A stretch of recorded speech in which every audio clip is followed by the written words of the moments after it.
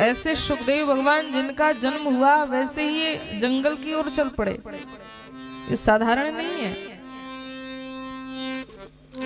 इनकी बड़ी दिव्य कथा आती है। भागवत जी में तो विस्तार से वर्णन नहीं है, लेकिन कौशिकी संहिता में इनकी कथा मिलती है।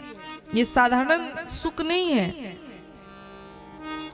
कथा आती है कि ये गोलोक धाम में राधा रानी के पालित सुख हैं। राधा रानी ने कहा, बेटा सुख जाओ इस पृथ्वी पर और भगवान के नाम गुणों का प्रचार प्रसार करो। सुखदेव भगवान ने मना कर दिया, माँ मैं इस पृथ्वी पर नहीं जाऊंगा क्योंकि वहां विष्णु की माया घेर लेगी। राधा रानी ने कहा कि जाओ, मैं तुम्हें वचन देती हूँ विष्णु की माया तुम पर व्याप्त नहीं होगी। तो यही सुखदेव भगवान इस धरती पर आए व्यास जी के पुत्र के रूप में।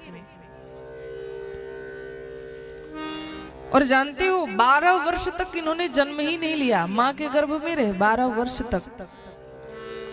इनको लगता था कि गर्भ ही उत्तम स्थान है रहने का, जैसे ही धरती पर आऊंगा माया घेर लेगी।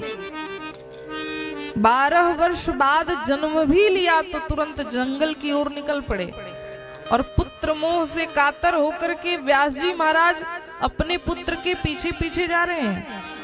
पुत्र रुक जाओ, ठहर जाओ। भगवान सुखदेव सुन नहीं रहे।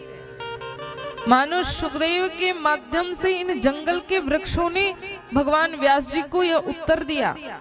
वृक्ष कहते हैं, हे व्यास जी, आप पुत्र मोह से इतने कातर हो रहे हैं, आप पर यह शोभा नहीं देता।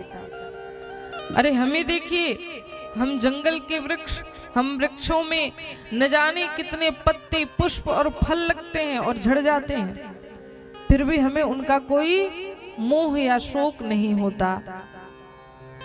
ऐसे सुखदेव भगवान की कृपा से जिन व्यास जी का पुत्र मोह भंग हुआ, ऐसे सर्वभूत हृदय भगवान सुखदेव को हम सभी नमन करते हैं।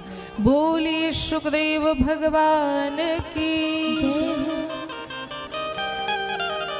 अब भागवत जी के महात्म का ये जो तीसरा श्लोक है, यह बड़ा ही सुंदर है। इसमें अद्भुत रहस्य है महाराज। नेमिषे सूत मासीनम अभिवाद्य महामतिम कथा मृत रसास्वाद कुशल सौनको ब्रवीत। इसमें देखिए 3 चीजें बताई गई। कथा सुनने का स्थान कैसा होना चाहिए,